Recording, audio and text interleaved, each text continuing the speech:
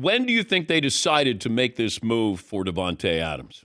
Well, it's been a long time coming, Dan. I mean, they were trying to get him last year, and the Raiders didn't want to trade him last year. Then they fired their GM and coach at the trading deadlines, and there was rumors this offseason. Rodgers at the golf tournament in Lake Tahoe said he can't wait to play with Davante again. That sparked it. So it's been coming for a while. And a few weeks ago when Adams requested the trade, the Jets have been in this for a while. But I do think last night's game probably upped the urgency a little bit to get this done and push it across the finish line. But if it's true that he's already in the building, he Yeah. probably had an idea that this was happening during the game last night. Yeah, I would think so. I'm curious about when he came to New Jersey. But it sounded like the Jets were the only team that was realistic for a trade. They were the leaders all along. So I think they must have known they were close, and then they got it done, finalized this morning. What if the Jets had won last night?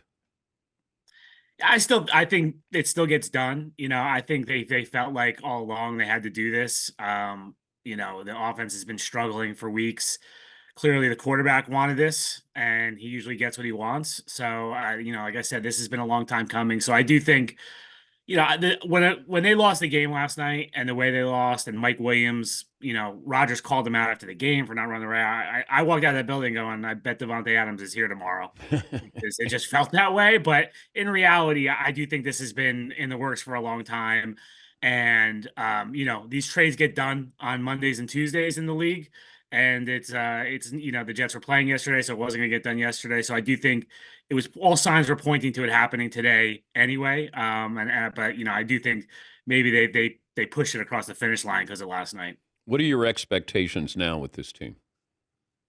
I honestly don't think this changes a lot, Dan. I Oh, mean, I know wow. he's a good receiver, but he's 31 years old. I think he makes the offense slightly better, but I'm not sure he helps stop the run. This is now two times this season.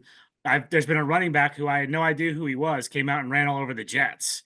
The rookie from Buffalo last night, and then Jordan Mason in week one for San Francisco ran all over them. So I think that's a problem. I think the offensive line is still shaky. Rodgers got hit a lot again last night.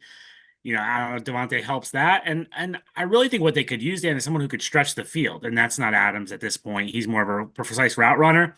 Where he does help is these fourth quarter situations. We've now seen 3 straight weeks. The Jets could have won the game in the fourth quarter and didn't. 2 straight weeks where there was a pass to Mike Williams at the end of the game where he didn't look like he knew the ball was coming to him or they weren't on the same page and it got intercepted. Those balls are now going to go to Davante Adams.